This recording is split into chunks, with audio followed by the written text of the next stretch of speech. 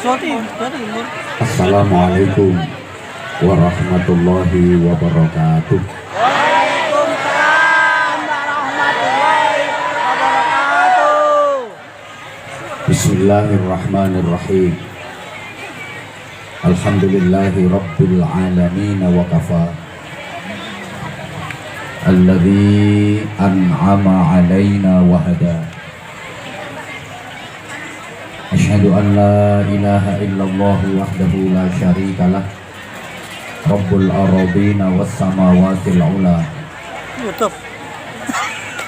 Wa asyhadu anna Muhammadan abduhu wa rasuluh. Nabiyul Mustafa.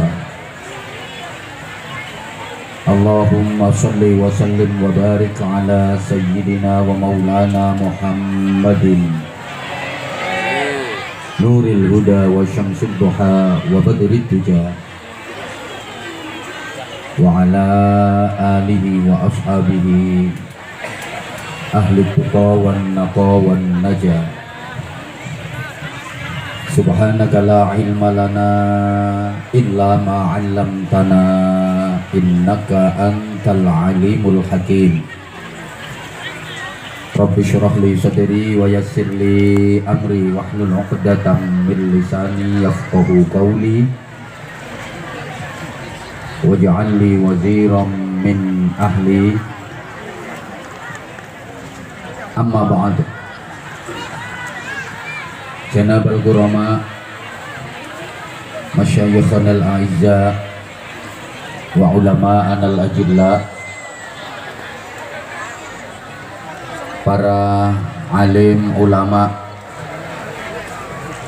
para cerdik pandai, tua tengganai, bapak-bapak kiai, ibu-ibu nyai, segenap pengurus jamaiyah Nahdlatul Ulama, mulai tingkat cabang, majelis, wakil cabang, pengurus-pengurus ranting dari jajaran syuriah, tanfidiyah, berikut kelembagaan dan banom-banomnya, para sesepuh yang kita taklimi, kita mohonkan restu dan doanya. Sadat az-zu'ama, pejabat pemerintah, hadir Bapak Asisten 3 yang mewakili Pak Bupati bersama pejabat pemerintah daerah Kabupaten Siak, baik dari sipil, TNI maupun Polri, Pak Camat, Pak Kapolsek bersama para anggota yang mewakili Pak Dan Ramil, berikut para anggota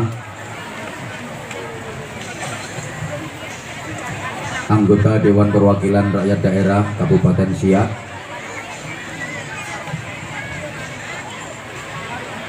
kepala desa, tokoh-tokoh masyarakat, para tamu undangan semuanya yang kita hormati, tim keamanan, sahabat-sahabat Gerakan Pemuda Ansor, sahabat-sahabat Banser, kadang sedulur dari Kerasakti, semuanya yang kita cintai, yang kita banggakan. Hadirin hadirat, encik-encik, tuan-tuan, puan-puan seluruh jamaah, spesial adik-adik santri,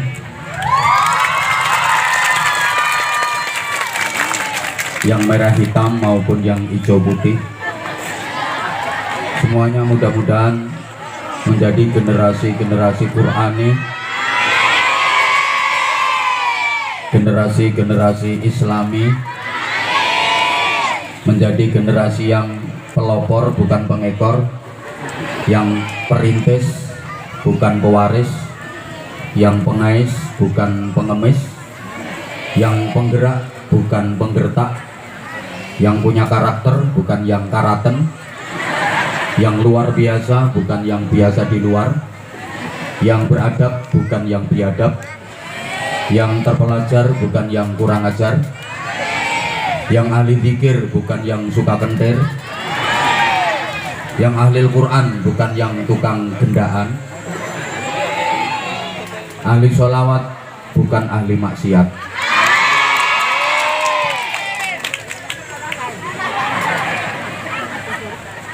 Semua yang hadir di majelis mulia ini, mudah-mudahan hidupnya barokah. Hidup yang barokah tidak ditentukan oleh berapa lama waktunya tinggal di dunia, tidak pula ditentukan oleh berapa panjang usianya, berapa panjang umurnya. Tapi hidup yang barokah itu ditentukan oleh prasasti, prestise, dan prestasi apa yang bisa ditorehkan selama menjalani kehidupan di dunia. Allahumma sholli ala Muhammad. Seorang penyair Arab mengatakan, idza kana akhirul umri mautan fasawaun qasiruhu wat tawil. Kalau akhir dari kehidupan manusia itu adalah kematian, maka sama saja antara umur panjang dengan umur pendek. Nyatanya yang umurnya panjang ya mati, yang umurnya pendek juga mati.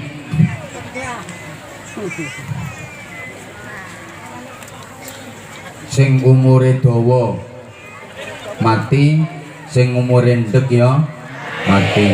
Maka adik-adik yang masih muda jangan pernah merasa jauh dari kematian, sebab syarat mati nggak harus tua. Di sini ada nggak cucu mati lebih dulu daripada kakeknya?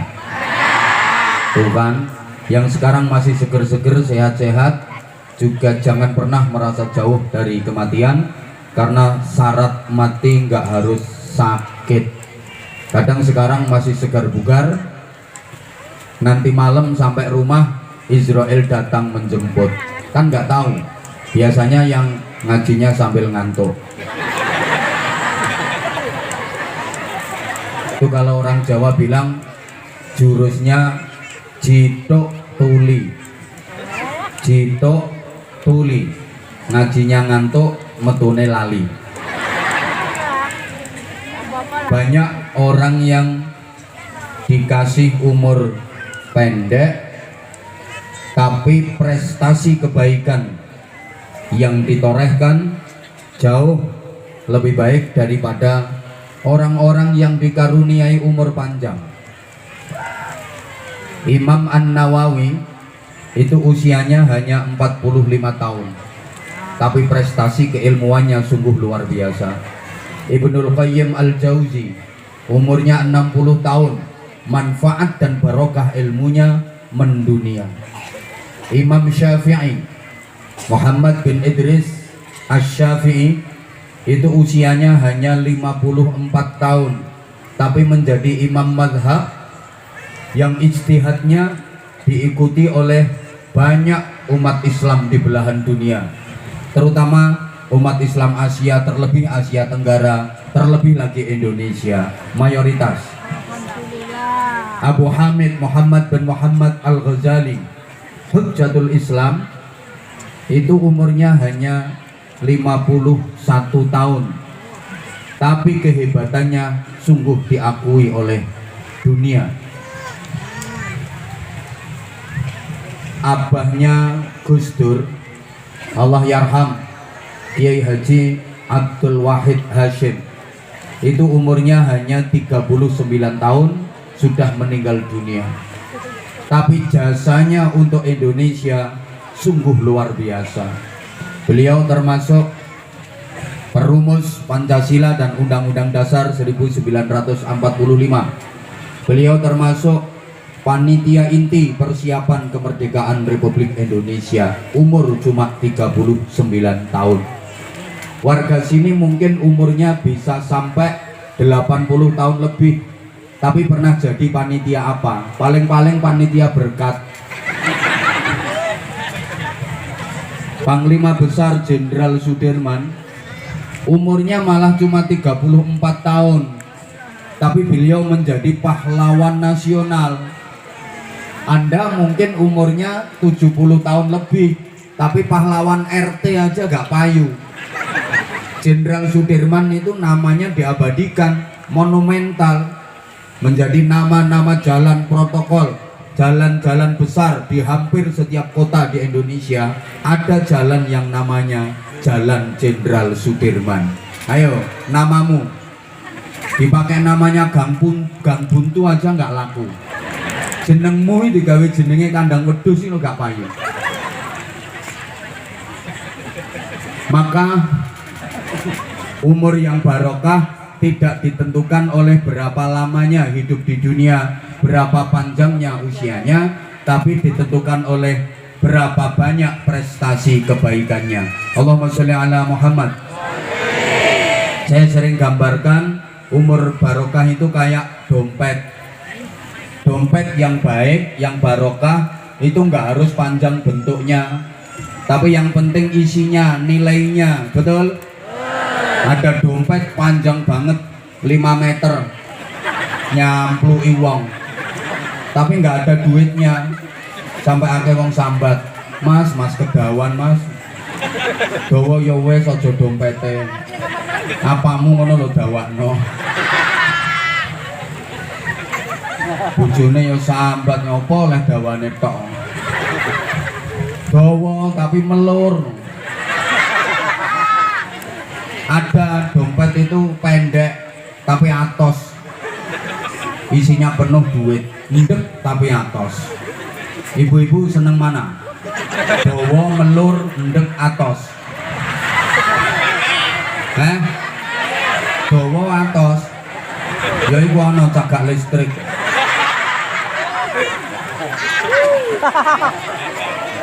Supaya hidup kita barokah, maka harus berada di jalur yang benar. Bapak Ibu, enci-enci, tuan-tuan, puan-puan, seluruh jamaah, ini gue bener mbah ora lek ngomong. Kalau pengen barokah, diridhoi Allah, disyafaati Rasulullah, hidup ini harus baik sekaligus benar, benar sekaligus baik. Ya baik, ya benar, ya benar, ya baik. Karena baik belum tentu benar, benar belum tentu baik. Ada baik tapi nggak benar, ada pula benar tapi nggak baik. Benar tapi nggak baik, menjengkelkan. Orang ditanya, dari mana mbak? Dari belakang. Mau kemana? Mau ke depan. Ya emang bener, semua orang jalan itu ya dari ke belakang mau ke depan. Rumahnya mbak mana? Indonesia. Rumahnya mana? Orang tak gowo. Ya bener, kalau rumahnya di bawah itu bekengkeng. Itu bener tapi nggak baik karena menjengkelkan. Halo? Halo? Ada pula baik tapi nggak bener. Baca zikir, baca sholawat, baik. Tapi kalau membacanya di tengah perempatan jalan raya, banyak kendaraan lalu lalang, nggak bener, setor nyawa itu namanya. Sedekah itu baik, tanyakan ke kiai siapapun, namanya sedekah itu baik. Punya onde-onde disedekahkan ke tetangga, baik. Tapi kalau cara ngasihnya dilemparkan ke wajahnya, namanya nggak bener. Demikian pula adik-adik santri, jangan cuma baik tapi harus pinter. Jangan cuma bener tapi harus pinter. Pinter saja kalau nggak bener bahaya. Kata orang Jawa, pinter nek ora bener keblinger. Mbok. Kaya era mudeng mau dijak ngomong. Bener kalau nggak pinter lucu. Ada loh pinter tapi nggak bener. Ada. Sekolahnya pinter, ngajinya pinter. Seluruh ustadz-ustadznya mengakui kepinterannya, kiainya, bunyainya sepakat dengan kepinterannya. Kalau lagi ujian nilainya bagus-bagus semua. Ujian nahwu shorof nilainya 9. Ujian fikih tauhid nilainya 9. Matematika bahasa Inggris nilainya 9. Quran hadis nilainya 9. Akidah akhlak nilainya 9. Tapi sholat subuhnya jam 9.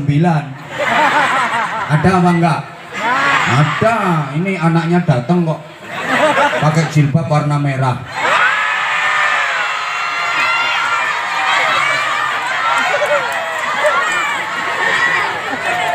Jadi kalau subuh itu lafadznya niat usolli fardhu subhi rakaataini mustaqbilal qiblati kawanan lillahi ta'ala. Pinter tapi enggak bener. Ada yang bener tapi enggak pinter. Kehilangan motor diparkir hilang, dicuri orang, enggak lapor polisi, dia enggak sedih, malah senyum-senyum, seneng. Temennya heran, Mas, sepeda motor hilang kok nggak lapor polisi, kok malah seneng. Ya alhamdulillah aku seneng. Biasanya tiap saat tak naiki nggak hilang, ini hilangnya kok pas nggak saya naiki. Coba umpama hilangnya pas saya naiki, saya kan ikut hilang. Ini bener tapi on.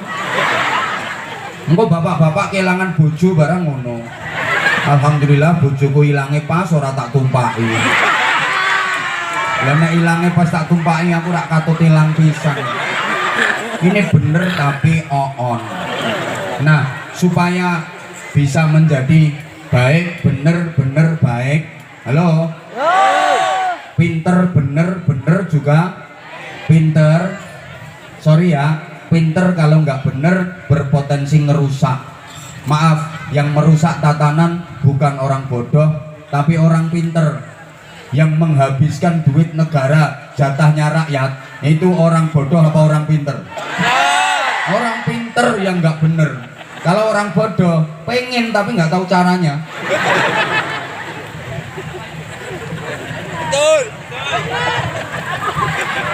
Orang pinter yang nggak bener.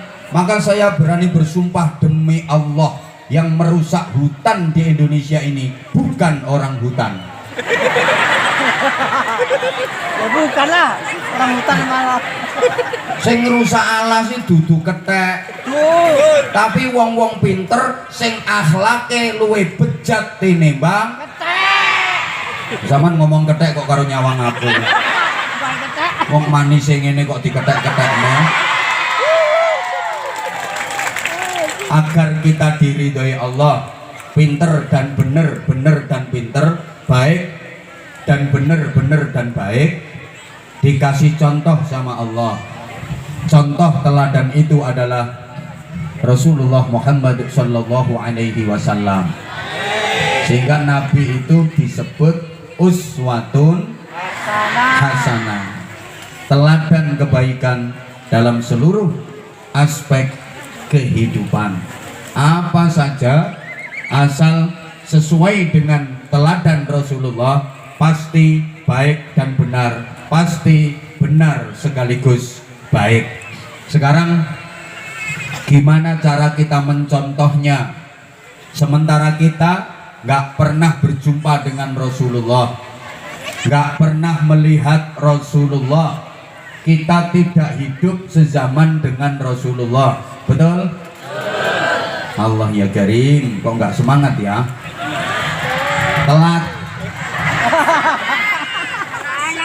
Contoh sederhana, Rasulullah bersabda, "Shallu kama ra'aitumuni usolli."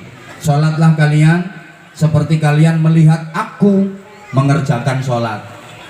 Kalau memang ini diterapkan sesuai dengan letter lafaz dan kalimatnya, hanya orang-orang yang pernah melihat sholatnya Rasulullah saja yang bisa mengerjakan sholat. Orang-orang yang tidak pernah melihat Rasulullah mengerjakan sholat berarti nggak bisa melakukan sholat. Wong perintahnya, sholatlah kalian seperti kalian melihat aku mengerjakan sholat. Dengan demikian warga Saba'au semuanya nggak mungkin bisa sholat. Wong nggak pernah ngelihat Rasulullah mengerjakan sholat langsung kok, betul? Tapi nyatanya warga Saba'au, warga bandar pedada peperut pedada peperut lutut pesikil, masa pedada Pedada. Nyatanya warga Bandar Pedada sholat semua. Ayo coba saya nanya, adik-adik juga ikut jawab yang kompak. Di Bandar Pedada sini sholat subuh sampai sekarang masih 2 rakaat. Oh masih, ya masih. Terus sholat maghrib kabarnya gimana? Masih 3 rakaat? Oh, barangkali harga-harga mahal terus rakaat sholatnya dikurangi. Tetap kan? Coba ibu bapak adik-adik sholat subuh 2 rakaat, sholat maghrib 3 rakaat, itu mencontoh siapa? Mencontoh Rasulullah. Kapan ketemunya? Kapan ngelihatnya Rasulullah sholat zuhur 2 rakaat, maghrib 3 rakaat? Ketemu nggak pernah, ngelihat juga nggak. Mencontoh Al-Quran, coba sebutkan dalam Al-Quran juz berapa, surat apa, ayat berapa yang menerangkan kalau subuh 2 rakaat, maghrib 3 rakaat? Nggak ada. Tapi nyatanya umat Islam seluruh dunia sholat subuhnya sama 2 rakaat, sholat maghribnya sama 3 rakaat. Mencontoh siapa? Yang mencontoh Rasulullah, tapi nggak langsung. Ada perantaranya yang mengantarkan ilmunya Rasulullah sampai ke kita. Siapa mereka? Para ulama, para kiai, para ustadz, ustadzah, guru-guru ngaji. Ya wes pada meneng. Ilmu itu ibarat air, Allah adalah sumbernya, Rasulullah pompa airnya. Sedangkan para ulama pipa-pipanya, pralon-pralonnya. Loh, pipa, pralon itu kelihatannya gelimbang-gelimbung saja, padahal itu kerja nganter air kemana-mana. Maka jangan pernah meremehkan pipa, jangan pernah meremehkan pralon. Siapa meremehkan pipa, pralon, alamat nggak kebagian air. Rasulullah itu hidupnya di Makkah, di Madinah, tapi ilmunya kok bisa sampai Sabau. Ada yang nganter. Siapa? Para ulama, para kiai, guru-guru ngaji. Maka siapa yang meremehkan ulama, meremehkan kiai, guru-guru ngaji, alamat nggak akan kebagian ilmu. Betul? Coba, kalau bukan dari guru ngaji, dari siapa kita kenal Islam? Bapak Ibu, kenal iman dari siapa? Dari guru ngaji. Semangat dong sayang. Ibu bapak jamaah tahu halal haram, siapa yang ngajari? Kurang semangat. Ngerti najis suci, siapa yang ngajari? Bisa wudhu, bisa sholat, siapa yang ngajari? Bapak dan ibu adik-adik bisa baca Quran lancar, siapa yang ngajari? Guru ngaji. Coba, nggak ingat apa dulu pertama kali menghafal huruf hijaiyah? Alif, ba, ta, sa, jim, ha, kha, dandang, rusa, dal, gal, ro, za, sin, shin, shod, dot, ta, da, ain, wain, fa, qaf, kaf, lam, mim, nun, wawu, ha, lam, alif, hamzah, ya. Terus diharokati. Alif fathah a, alif kasrah i, alif dhammah u, ba fathah ba, ba kasrah bi, ba dhammah bu, ta fathah ta, ta kasrah ti, ta dhammah tu, kaf fathah ka, kaf kasrah ki, kaf dhammah ku, mim fathah ma, ta fathah ta, mim dhammah mu, matamu dewe. Itu kan guru ngaji yang ngajari. Alif ya sukun fathah ai, lam fa sukun fathah love, ya dhammah you. I love you too. Love you semuanya. I love you. Alah mau tuwek balik. Yang muda-muda saja. Ngapain udah tua? Ini mau tak balik nih sing tuwek. Sekali lagi yang kenceng. Alif ya sukun fathah ai, mim sin sukun kasroh mis, ya dhammah you. Sama kok, aku juga kangen sama kamu. Betapa hari ini saya sangat berbahagia. Kalau boleh diungkapkan, tinggi terbang burung kenari. Bulunya indah, berwarna-warni. Saya senang datang kemari. Warganya ramah dan baik hati. Tapi yang tepuk tangan itu jahat kok.